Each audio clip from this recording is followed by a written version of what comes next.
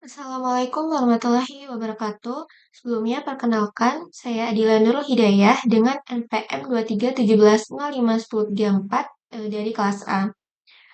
Di sini saya akan menjelaskan mengenai kuis mata kuliah Artificial Intelligence. Dan di sini saya dengan NPM genap akan studi kasus sistem pakar dengan menggunakan metode backward chaining. Di sini, studi kasus yang saya ambil yaitu diagnosis kerusakan komputer. Nah, kasusnya yaitu komputer tidak menyala dan mengeluarkan bunyi bip saat dinyalakan. Dengan 5 fakta awal, yaitu yang pertama, komputer tidak menyala. Kedua, kipas prosesor tidak berputar. Kemudian yang ketiga, muncul bunyi bip yang berulang. Keempat, monitor tidak menampilkan gambar. Dan terakhir, komputer restart berulang kali. Kemudian untuk fakta domainnya di sini ada 5, yaitu dengan kode F1, fakta simboliknya power masuk dengan nilai atau opsi ya atau tidak. Kemudian untuk kode F2 dengan fakta simbolik kipas berputar, nilai opsinya ya atau tidak. Dan kode F3 dengan fakta simbolik bunyi bip dengan nilai opsi tidak atau satu kali atau berulang. Untuk kode F4, fakta simboliknya yaitu tampilan monitor dengan nilai atau opsi muncul atau gelap.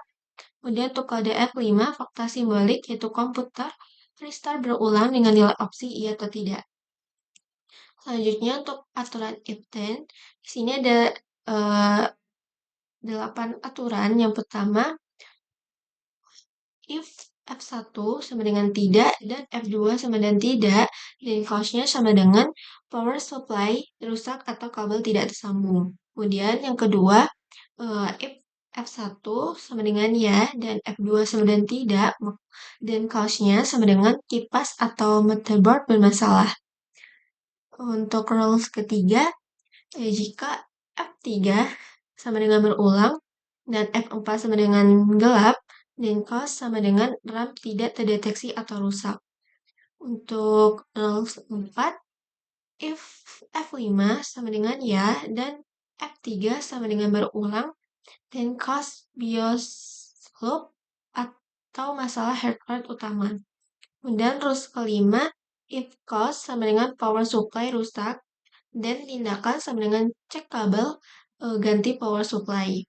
Untuk rules ke-6, if cause sama dengan RAM tidak terdeteksi, dan tindakan sama dengan bersihkan atau pasang ulang RAM. Untuk rules ke-7, if cause sama dengan BIOS loop, dan tindakan sama dengan reset BIOS, lepas baterai CMOS. Untuk rules 8, if cause sama dengan motherboard bermasalah, dan tindakan sama dengan cek fisik motherboard atau bawa ke teknisi. Nah, untuk langkah-langkah power chaining-nya, yang pertama itu langkah 1, yaitu menentukan tujuan. Di sini yaitu target goals sama dengan cause sama dengan kerusakan RAM. Tujuan utama dari sistem pakar ini yaitu mencari penyebab atau cause dari gejala yang diberikan dengan target sama dengan cause sama dengan kerusakan RAM. Nah, untuk langkah kedua itu kita cek rule atau cek aturan yang relevan. Sini kita bisa pilih rules yang R3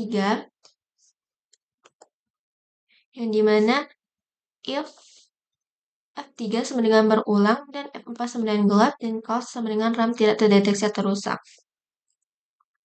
Nah, di sini kita kan cari role yang bagian dan-nya menghasilkan cause sama dengan kerusakan RAM. Maka yang paling sesuai itu di role yang F3, dimana if F3 sama dengan berulang and F4 sama dengan gelap dan cause kerusakan RAM. Selanjutnya, untuk langkah ketiga yaitu verifikasi fakta. Di sini F3 sama dengan berulang, F4 sama dengan gelap, semua kondisi terpenuhi. Sehingga rule R3 itu aktif. Di sini tuh kita periksa apakah fakta-fakta yang dibutuhkan untuk mengaktifkan rule R3 itu tersedia. Dimana F3 itu sesuai dengan fakta awal dan F4 itu sesuai dengan fakta awal. Jadi kesimpulan sementara, semua kondisi rule R3 itu terpenuhi, maka R3 aktif. Dengan kesimpulan penyebabnya yaitu adalah kerusakan RAM. Nah, selanjutnya untuk langkah keempat itu kita temukan solusi dari penyebab. Setelah penyebab ditemukan, kita cari rule tindakan berdasarkan penyebab tersebut. Di mana untuk rule 6 ini, if cause sama dengan kerusakan RAM, dan tindakan sama dengan coba lepas pasang RAM dan ganti RAM. Nah, maka tindakan yang disarankan oleh sistem pakar ini yaitu lepas pasang RAM, dan jika tidak berhasil, kita ganti modul RAM dengan yang baru. Sehingga kesimpulan yang dapat kita ambil, sistem pakar itu berhasil mengidentifikasi bahwa penyebab utama kerusakan komputer adalah yaitu kerusakan RAM. Dengan solusi yang diberikan yaitu lepas pasang atau ganti RAM. Nah, jadi proses questioning ini dimulai dari tujuan goal dan menelusuri ke belakang untuk mencari aturan dan fakta yang mendukung. Tadi hanya rule 3 yang digunakan dalam studi kasus ini, tapi dalam implementasi nyata itu bisa dikembangin lebih lanjut dengan beberapa kemungkinan penyebab lainnya, seperti power supply dan motherboard dan lain-lain.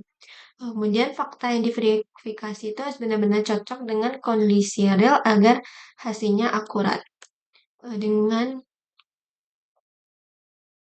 Selanjutnya, maka untuk penutup yaitu kesimpulan dari akhirnya, sistem pakar yang dirancang berhasil menganalisis kerusakan komputer menggunakan metode backward chaining. Berdasarkan gejala-gejala yang dimasukkan, komputer tidak menyala, kipas tidak berputar, bunyi bibir ulang, tampilan monitor gelap, dan komputer yang restart berulang kali. Nah, sistem ini mampu menelusuri aturan yang relevan dan menyimpulkan kemungkinan penyebab utama kerusakan, yaitu kerusakan pada RAM. Nah, dengan sistem ini, pengguna dapat melakukan diagnosis awal terhadap permasalahan komputer tanpa harus langsung membongkar perangkat sehingga membantu dalam pengambilan keputusan untuk tindak selanjutnya. Oke, sekian yang dapat saya sampaikan. Kurang dan lebihnya saya mohon maaf. Saya akhiri. Wassalamualaikum warahmatullahi wabarakatuh.